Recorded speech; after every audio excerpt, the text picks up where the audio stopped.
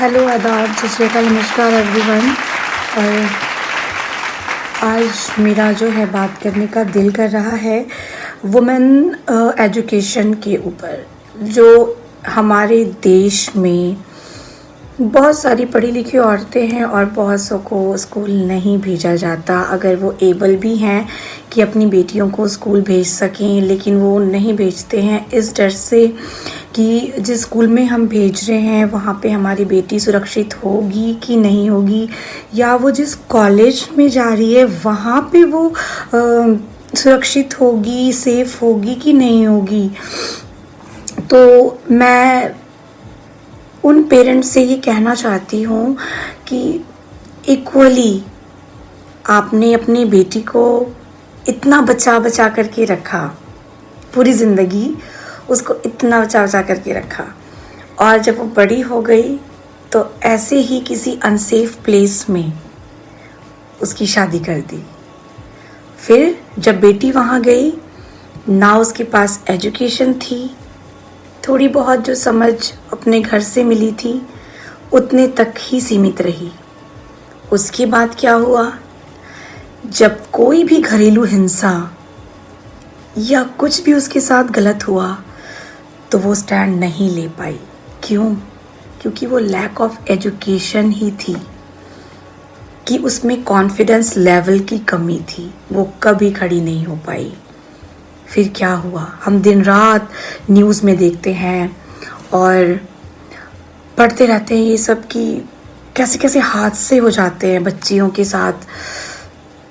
छोटी होती हैं, समझ नहीं होती है, उनके पास एजुकेशन नहीं होती है, और सबसे ज़्यादा जो है कि वो घबरा जाती हैं कि अगर मैंने ये नहीं संभाला और मैं अगर अपने घर लौट गई तो मैं अब करूँगी क्या, क्योंकि मैं तो एबल ही नहीं हूँ। मैं डेफिनेटली उस घर में जाऊँगी अपने वापस, तो एक तो पिता की इज़्ज़त गई, दूसरा समाज वाले उसके पीछे पड़ जाएंगे, और तीसरा कि वो किसी पे डिपेंड हो जाएगी। और ये चीज़ कितनी गलत है। मुझे आई पर्सनली फील कि please educate your daughter, please educate your daughter. जब भी एक बेटी का जन्म होता है, मुझे नहीं लगता कि ये कोई बहुत बुरी बात हो गई, कुछ गलत हो गया। क्यों ऐसी सोच है सबकी। और अंत में मैं बस यही कहना चाहूँगी कि daughters are not equal to any tension, daughters are equal to 10 sons. 10 बेटों के बराबर होती है एक बेटी, अगर आप उसको सही मायनों में उस तरीके से देखना शुरू करें, उसको वो हिम्मत दें, ताकत दें, पढ़ाएं, उसको हौसला दें, इस तरीके से बेटियों को पालें। ना समझें कि ये कुछ कर ही नहीं सकती है क्योंकि ये औरत है और इसको हमेशा दब के रहना चाहिए।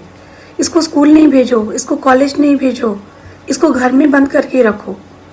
ये कहाँ से सोच लिया, बहुत गलत। एक आध ऐसे वाक़ये, ऐसे हादसे हो जाते हैं जिसको अगर हम टीवी पे भी देख लें तो हमारा मन कांप जाता है। तो अगर ये मैसेज अगर मेरा किसी एक तक भी पहुँचे तो ये आज का मेरा एक बहुत ही सफल दिन होगा। बहुत हर्ट होती हूँ जब भी मैं ये सुनती हूँ कि बेटियों को इस तरीके से ट्रीट किया गया है जैसे उनकी कोई अपनी आइडेंटिटी ही ना हो। क्यों है ये सोच, क्यों है ये सोच।